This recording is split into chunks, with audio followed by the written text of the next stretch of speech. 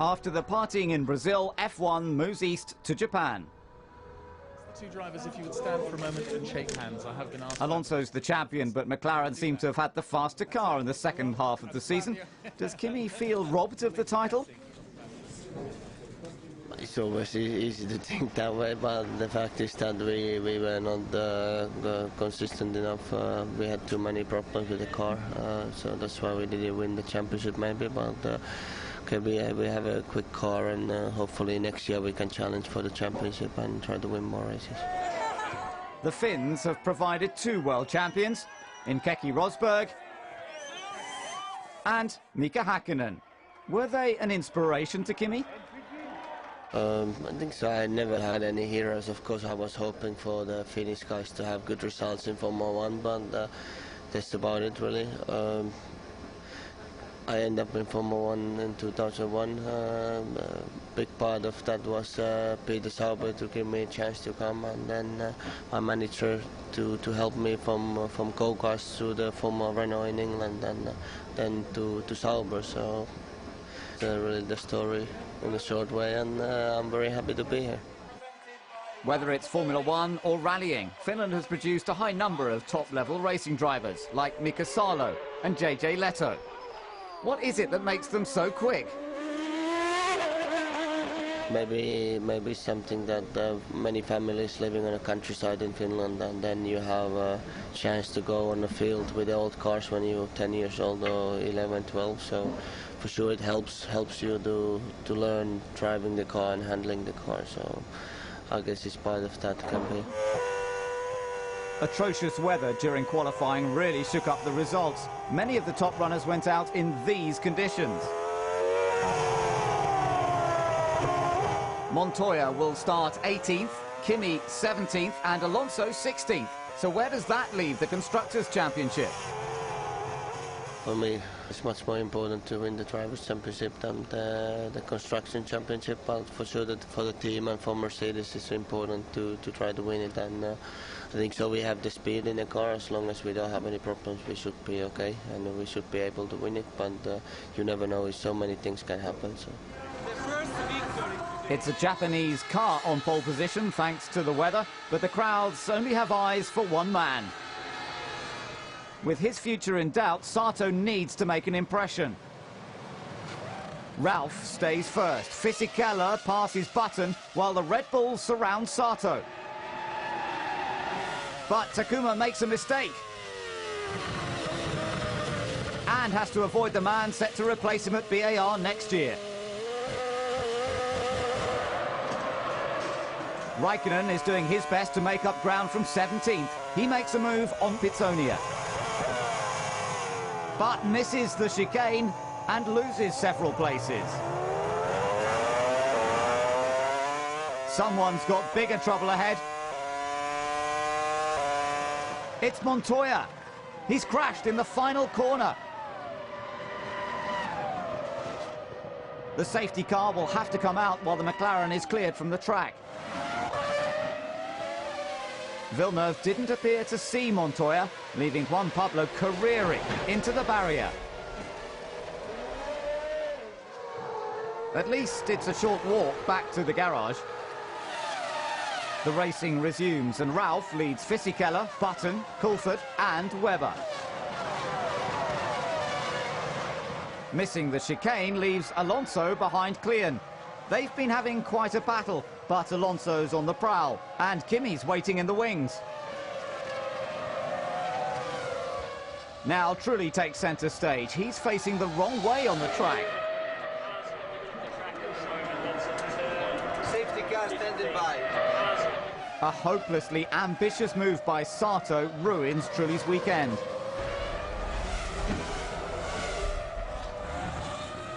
It wasn't the impact Sato hoped to make. Finally, Alonso sets Klein up for the overtake.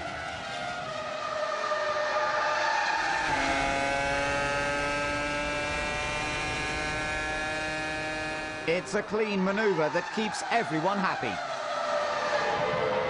The safety car has ruined Ralph's three-stop strategy. He'll struggle to retake the lead of this race. The new champion is in hot pursuit of the old one towards 130R.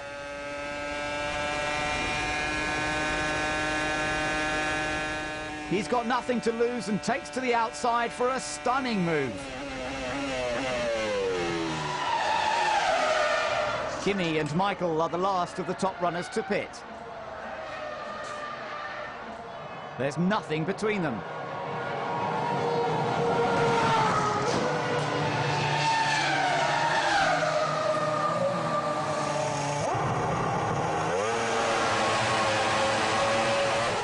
Kimi leaves first, but Michael's not got so far to go and maintains his superiority.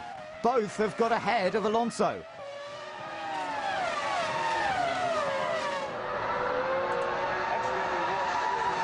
Michael's under threat, and Kimi's closing fast.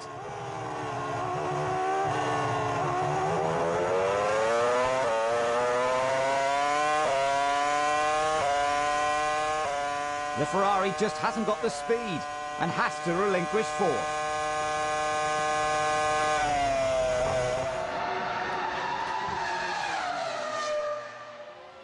It's not getting any better. Alonso's back for more, and it's at Michael's expense. The Ferrari isn't quick enough onto the final straight. Fifth goes back to Alonso.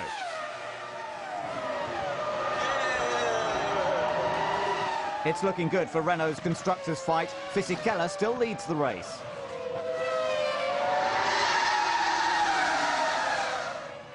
He's got Jensen Button and Mark Webber in between himself and Kimi Räikkönen.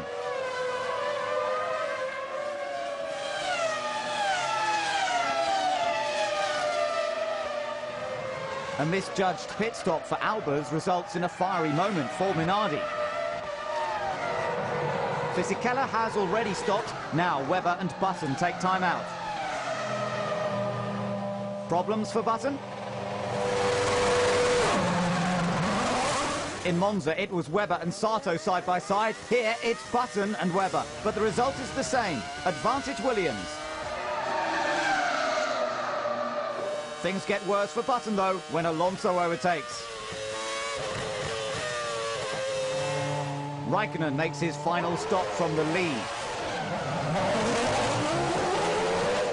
Fisichella is already through, and the scene is set for a tense battle to the end.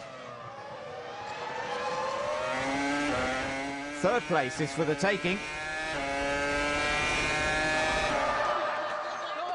And Alonso accepts the invite. It's all smiles at Renault, but there are some harsh words at Williams.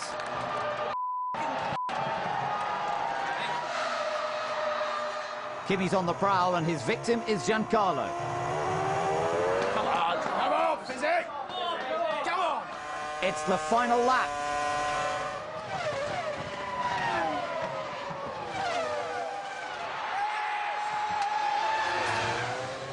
One of the finest moves of the season ensures Kimi takes a sensational win.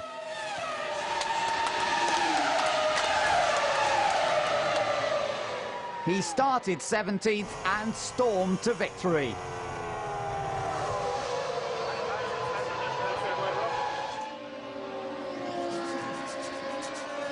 Albers did make it to the end of the race. Sato's excluded from the results for his move on Trulli, and Villeneuve receives a time penalty which drops him to 12th.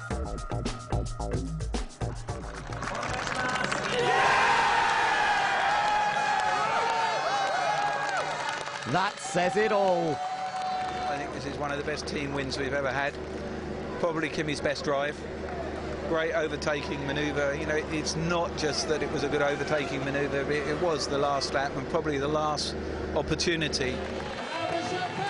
It's been one of the most thrilling races of the year. Renault retake the lead of the constructors for a last race decider in Shanghai.